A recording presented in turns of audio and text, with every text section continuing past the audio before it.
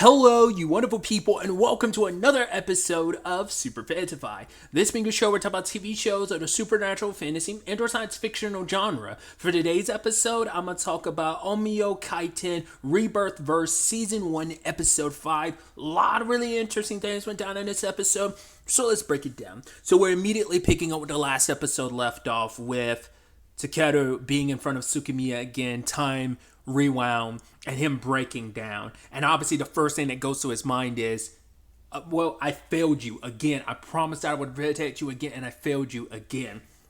And so this time he goes after Seme because he's remembering Seme's last words, and he confronts him. He's like, why did you say that? He's like, I've never said that. It's like, well, you haven't said it yet, but you will in the future. It's like, I thought your whole point was you were trying to protect Denji Hayen, but it's like, he's like, that's always been my goal, to keep it going on forever. And to me, I feel like that word choice kind of goes inside with like the fact is that that's what, once again, I'm like, either this place has always been on a time loop that every time it gets destroyed, it, you know, the place go like it, maybe like there has to be a hard reset every time they're on the path to no return, and before they reach that critical point, it rewinds, and Takeru's just, for whatever reason, the only one who can remember. But my reasoning last episode was, but then why would Seme like act like he doesn't know that? So obviously he's not maintaining any memories, but if he seems to be some arbiter of everything that's going down. He's the one that's been around for what, 1,000 years. So there's something there. Because it also makes me wonder, is he a robot then? Because we've never gotten into, like, once again, we just brushed past, like, you know, Takeru being like, wait, you're like 1,000 years old. It's like, yep. Oh, and it just moved past it, not asking any follow-up questions. But I guess when you're dealing with a world where Oni are popping up out of nowhere, you don't fully know why they're doing what they're doing. Just, you know, maybe they're just driven by this, like, almost animalistic drive to just consume and destroy things. Maybe there's nothing deeper than that, But once again, you add in the fact is that they're also learning skills from the Omiyoji, that they're using skills they would do, like that 7-step technique it used. So the Oni from last episode. So there's a lot of questions, and we don't really get an answer because immediately Takeru gets so frustrated he tries to attack Seme. So rather than them all being allies, a little adversarial and then becoming allies, we kind of just go straight to you being kind of a wanted man on the run. And a nearby like attack happens, the black mist come, and Takeru wants to jump into the fray, but he freezes. Like it's something he's not used to, because he's always been like, yo, I'm ready to fight, because this last fight was so demoralizing because he kind of put his all, it felt like he put his all into it and still couldn't win. And so many people died. Atsunaga, Yura, all the other Omiyoji, and Tsukimiya, like so many people in the town died, and it's like he's never felt this much powerless. Like even the first time he dies and time rewinds, it was like, yeah, he got like basically attacked from behind by the Oni, so it wasn't like you know, I just didn't finish the job, but like I did it, I got stronger, but this time it didn't matter, you know. And now it's just, especially now having the knowledge of knowing like the, was it the Centennial Pandemonium? Is that what the thing is from last episode we were introduced to? Where like one of the boss Onis show up, but now Takeru can't even get into the fray with a normal Oni. But the problem with this one is this Oni uses psychological warfare. It basically attacks you with your own fears, and the two, Onmyoji that go are people that he got to know, like, yeah, because we've seen him in the background, and he worked alongside of him and ended up training against them when it was him and Atsunaga versus them, like back in, I believe, episode 2.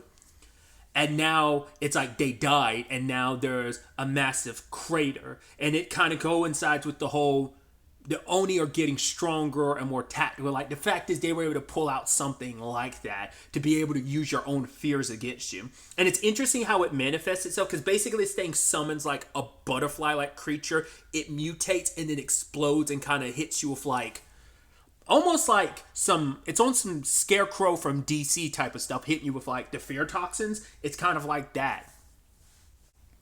But like the explosion from this black mist incident of the Oni self-destructing and killing himself after winning, Takeru gets knocked out and he like suffers a concussion. He's bleeding from his head, and Tsukimiya took care of him. But like the day, it was like only supposed to be like he was out for 3 days, and he finds out the performance they were supposed to put on that the revisor was supposed to like come and examine was like the day before yesterday. But it's like, wait, why are you here though? She's like, I decided to take care of you, and I told him like, right, we can't put on a performance. One of our troop members is sick, and so time has changed this time. Even though they lost someone in this instance, the thing is Tsukimiya's alive because she didn't like things didn't play out how they normally did with the revisor coming to get her and like summoning her, and that's what usually puts her in the fray of the Black Mist attack. So this was completely avoided, but it doesn't change the fact is two of the Onmyoji died, and Takeru's feeling pretty powerless in the moment, and even he's trying to understand, like, why are you taking care of me? You don't know me. She's like, actually, I don't know. She's just like, I want to because when you showed up and those tears of yours, they seem so genuine. So, and he explains everything to her, like, okay, this is what's going down. And she's like, oh, that happened. He's like, right, I know it sounds crazy. She's like, yeah, it's hard to believe, but the way you acted or how heartbroken you were and how sad you were seemed genuine. So I am going to believe you. And obviously you have Sime and the others keeping an eye on him, but they're like, well, let's kind of let him run rampant because Sim is like, I don't know what his situation is or what his objective is, but I'm interested in him. He's kind of quite the enigma. And it's moments like that made me go like, well, he obviously doesn't, like, whatever Sime's situation is, I keep harping back to this, but I'm like, do you think, like I was bringing up, like there's a critical point where it's almost like a dead man switch. Once, Jinji Hien reaches like a certain like point of no return almost before it crosses that last percentage that will put it to the point of no return, it automatically hits a reset. Maybe it's a situation of, I mean, and once again, I've brought this point up before too of like I compared it to there's a British TV show called The Lazarus Project where basically time rewinds up to a certain checkpoint. It's like July 1st, I believe, of every year, a new checkpoint is made. But no matter what happens in that year time frame until the next checkpoint is set, like it could be rewound. And so like maybe this is a thing of, even though we see things end with Takeru or Tsukimiya dying, maybe that time keeps going until it reaches its critical point of, well, crap, we need a reset, and it automatically kicks in. I'm going into this whole diatribe to make a point, though, so hopefully you are following me. What if Sime has something inside of him, like he has, just like there's like a dead man switch? What if there's like an automatic system in him? Say he is like a robot or something like that. What if he has an automatic system in him that kicks in? Like he has like a directive that kicks in the moment they reach the point of no return, and that's what he meant. And once again, his point is to keep Jinji Hien going, so he might be the arbiter and orchestrator of the time loops. Once again, spitballing and theorizing here. I have no idea. Because he does, that's the thing of like, he feels like, obviously he knows more than he's letting on, but he also like, why would he feel the need to feign such ignorance around Takeru when Takeru's bringing up stuff he shouldn't know? That should be suspicious enough for you to be like, oh, I'm gonna, like, he's had moments alone with him before and never really said anything. So that's why I'm like, maybe the knowledge is hidden from him. Maybe even he isn't fully cognizant of certain procedures and like commands that might exist buried beneath like his robotic consciousness. Like I said, I'm going all in and believing like he's got to be like an android or a robot or something, having lived as long as he is. Or it could just be like, yo, he's an immortal, but that wouldn't explain like that last line from him from last episode, but him not kind of having any other dialogue from him or any inkling that he's aware of that stuff. There's so many questions on that front. Obviously, they end up losing 2 more Onmyoji because the same thing happens again. And, Takeru is using this opportunity to try and train. It's like, right, my hands and my legs were shaking again. And so it's like, I got to train. I got to get stronger. He's not the only one feeling that way.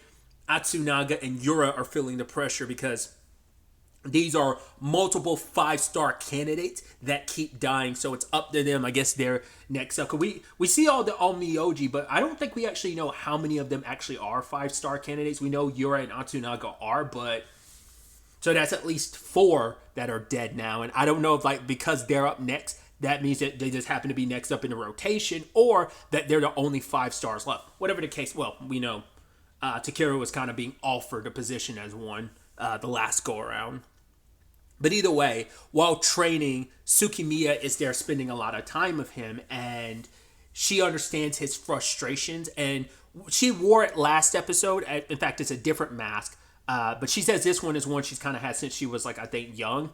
But basically, she gives Takeru this Yasha mask and saying, like, right, like, she gets it. She's like, what do you look at me? Like, I'm, like, this big-time dancer or whatever, right?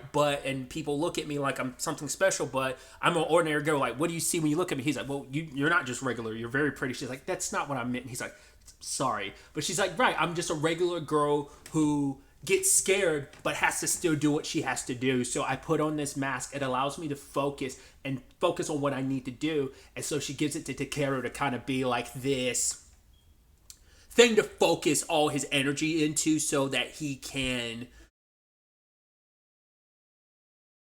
focus only on that and kind of not give in to his fear. And he's trying with the mask, but it's still quite not enough. But the problem is, like, it's time for another incident, but this one's very close to him. I think the timing is interesting. Even he's like, oh, it's got to be fate. The fact is, I've been looking for an opportunity to jump into the black mist, and what happens? It comes to me. So Tsukimiya is outside of the radius, and she's about to head into one of the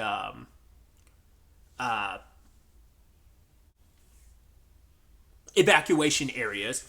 And so Takeru's inside, and he tries facing off this thing. He's wearing the mask and everything to kind of give himself the confidence. But the problem is, when he gets ready to attack and he's like trying to summon the power, it's kind of a no-go. I didn't even think about this till just now. I was like, oh yeah, funny, like another show, no spoilers, but another show's main protagonist is kind of going through that right now, kind of in a weird way, if you want to look at it from a metaphorical powered up sense, can't get it up. So it's kind of interesting that this same week that storylines would overlap like that. But Takeru still can't do anything. Luckily, Atsunaga and Yura show up just when this thing is using his fear against him, and it stops partway before freezing his hands. Because the freezing is like a literal manifestation of the psychological attack itself. It's like you psychologically are freezing and being paralyzed. That's just a physical representation of it. It's both literal and metaphorical at the same time. But it ends up affecting Yura first, which is interesting. I think that's fascinating. I mean, I think it eventually starts affecting Atsunaga, but it's enough that it's I guess because it only has enough time to affect one of them rather than both of them at a time. Because I guess that thing can only, like, the butterfly thing that it sends out can only infect one person at a time. So Atsunaga is seeming like he's being infected, but I guess he's like fighting off of it because Yura's kind of maybe taking the brunt of it. Because like the torso is frozen, the bottom torso is frozen, but like the upper torso is like completely free, and that's why Atsunaga is attacking. But this thing is tough and it's blocking their attacks, and Takeru is trying again but failing, and it's just like, what do I do? Like, is history just going to repeat itself in this moment? I can't do anything yet again. But he thinks about what Tsukimiya had a conversation before the Black Mist about, you know, it's still not working for him, but she's like, all you have to do is take that first step. That first step is such a crucial step, because it's like, once you take that first step, you can keep going and going and going. And so Takeru's interpretation of that is just that one blow is just the first start. And I thought it was interesting, like, how that's manifested. Like, he's inside of his own psyche, and a whole bunch of arms grow, and they wrap around his arm and transform it. It's almost like reminiscent of whatever happened at the end of episode 3, while him and Yura were inside of the Shikigami, and like all those other versions of himself popped up. We still never found out like what that's about. Like, it seems like there's some deeper constitution inside of Takeru, but we just don't know what it is. And it kind of manifested itself in that regard. And somehow he transforms, but he doesn't look the same way he did in the previous episodes. In fact, this form kind of reflects like, I guess his form's kind of gotten an upgrade, but it also reflects like the mask he was wearing, because now it's like the form has like a mask on it reminiscent of the one he was wearing. So it seems like it's like a psychological shell he's creating around himself, and it's like personified by like his mental state. And so hence why he couldn't summon the power, because he was mentally like rattled. But now that his mind is solidified and he's kind of like, this mask kind of personifies like him standing his ground ready to fight. So the form is kind of shifted and changed. It looks a little more armored up, like a knight, interestingly enough. So next episode is going to be Takeru, like, counterattacking. Like, it's him finally, on the right foot, stepping forward. He got that one punch off. Now it's just one more punch and keep going until they destroy this thing.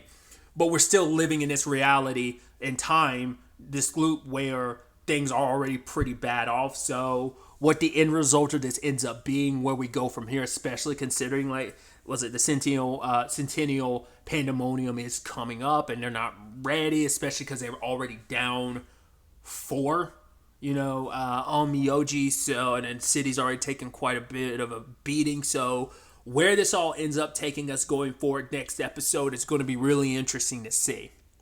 But really, that's all I want to talk about. Till the next time we meet, be happy, be safe, live life to the fullest, and enjoy it. Good day and goodbye.